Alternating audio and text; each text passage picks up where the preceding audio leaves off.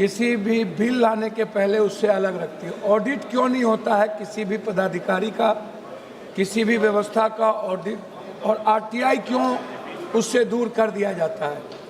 जब से सरकार बनी, ऑडिट और आरटीआई को सभी तरह के चोरी वाली व्यवस्था से उसको दूर कर दिया गया। दूसरी चीज, अध्यक्ष जी, जो कौन ऐसा व्यक्ति होगा, बाबा साहब अम्बेडकर ने स्पष्ट रूप से उन्होंने अपने संदर्भ में कही थी कि who is the responsibility, accountability तय किसकी होगी जो दुनिया में एक बेहतर व्यवस्था को चला पाएगा। जब इस कंट्री में हमारे नेता, पदाधिकारी और माफिया सभी लोग मिलकर, आपसे मैं सिर्फ इतना कहना चाहूँगा, 2019-20 में, 2023-24 में एनटीए ने लगभग 3,554 करोड़ आय अर्जित की। 3,554 18 में एनटीए को लाया गया। उसके पहले वो मध्य प्रदेश में एजुकेशन में ये बड़े पदों पर थे। हाई कोर्ट ने इनको गिल्टी किया, फिर ये गिल्टी हुए। गिल्टी के बाद इनका प्रमोशन करके यूपीएससी का चेयरमैन बना दिया, फिर यूपीएससी के चेयरमैन में गिल्टी हुए, फिर इनको एनटीए का चेयरमैन बना दिया गया। एक ही पदाधिकारी दुनिया में इतने ईमानदार हैं कि जिनको बार बार इनको दुनिया के बड़े पदों पर रख दिया जाता है और एनटीए के बारे में कोई चर्चा नहीं होती है। दूसरी चीज, 26 तक केवल 24 ही पदाधिकारी एनटीए के पास है। मात्र 24 पदाधिकारी के द्वारा ये एनटीए चला रहे हैं, ये एग्जामिनेशन कंडक्ट कर रहे हैं। आपको आश्चर्य होगा सभापति महोदय, यह व्यक्ति, यह संस्था एक ऐसी संस्था है जिन्होंने 6 करोड़ से 8 करोड़ बच्चों का फॉर्म भरवाती है।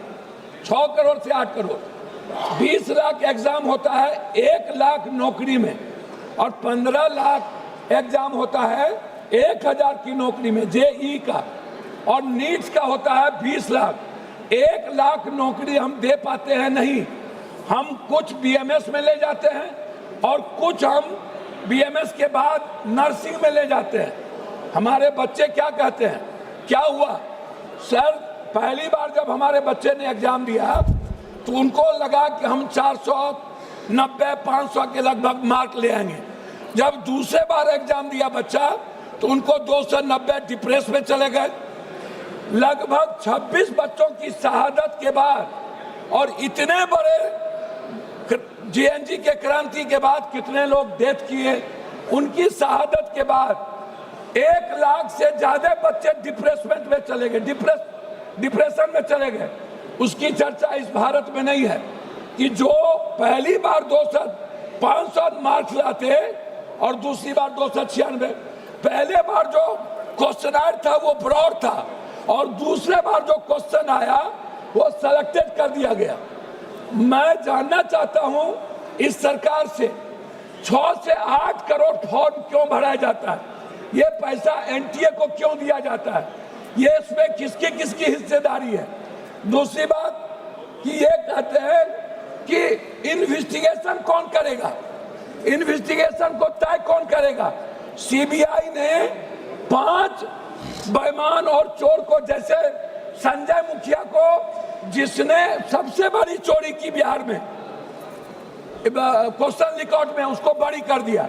आप कह रहे हो एसआईटी, तो एसआईटी कौन बनाएगा, एसआईटी बनाएंगी सरकार। स्टेट के अधिकार को छीन लिया गया।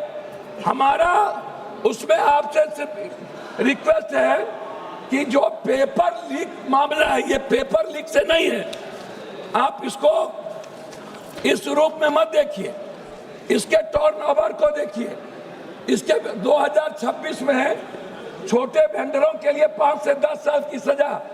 आपने एनटीए के बारे में कुछ नहीं कहा। एसटीएफ बनाएंगे सत्ताधारी।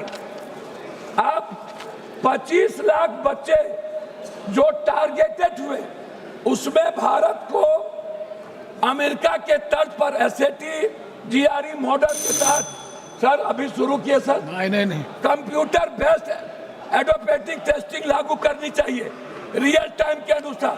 कोरिया सोगनम मॉडल अपनाना चाहिए जहां पेपर सेट करने वाले सैकड़ों प्रोफेसर परीक्षा से 1 महीने पहले गुप्त स्थान पर कड़ी सुरक्षा में पूरी तरह आइसोलेट कैद कर दिया जाता है। चीन के गुआको एग्जाम की तरह भारत में भी कैंडिडेट्स को पकड़ने के लिए आधार लिंकेड फेशियल रिकॉग्निशन अनिवार्य होना चाहिए। चीन के ही तर्ज पर चीटिंग करने वाले उम्मीदवार को माफियाओं के नाम डेटाबेस में डालकर आजीवन सरकारी नौकरी सुविधा और ब्लैक लिस्टेड कर देना चाहिए।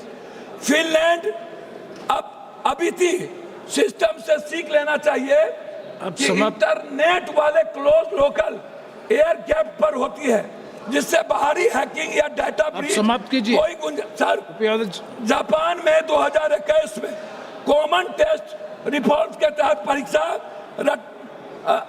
रूट लर्निंग के साथ करना चाहिए। ब्रिटेन क्योफाल के तर्ज पर भारत की एक स्वतंत्र नेशनल एग्जामिनेशन रेगुलेटरी बोर्ड हो जिसमें कोई सरकार का इंटरफेरेंस नहीं हो। एनटीए प्राइवेट वेंडर्स को तकनीकी और सुरक्षा ऑडिट करे। मैं बता रहा हूं अध्यक्ष जी, सिंगापुर के तरह digital chain of custody blockchain तकनीकी इस्तेमाल हो, एग्जाम सेंटर तक पूरी तरह एनक्रिप्टेड रहे। एक ये रिक्वेस्ट है, प्राइवेट सेंटर जैसे अध्यक्ष जी प्लीज स्कूल इंजीनियरिंग कॉलेज पर परीक्षा करवाना आउटसोर्सिंग तुरंत बंद करिए। आउटसोर्सिंग थर्ड पार्टी गलत है, बिना फुल प्रूफ के। श्री सोला सिंह जी, श्री सोला सिंह, सॉरी बोला सिंह, जुर्माना नहीं। श्री बोला सिंह, एक माफिया कमेटी है। मैं आपसे 1 मिनट में रिक्वेस्ट करूंगा। प्लीज कंक्लूड करो, प्लीज। कंक्लूड कर रहा हूं सर, मेरा रिक्वेस्ट है। धन्यवाद। एक सेकंड। अरे सर, मेरा रिक्वेस्ट इसमें यह है कि बच्चों की सुरक्षा पर कोई चर्चा नहीं, एनटीए के ऑडिट, आरटीआई और उसको बर्खास्त करने की कोई चर्चा नहीं। आपने एक ऐसा कानून लाया जो माफिया और सरकार को बचाती है।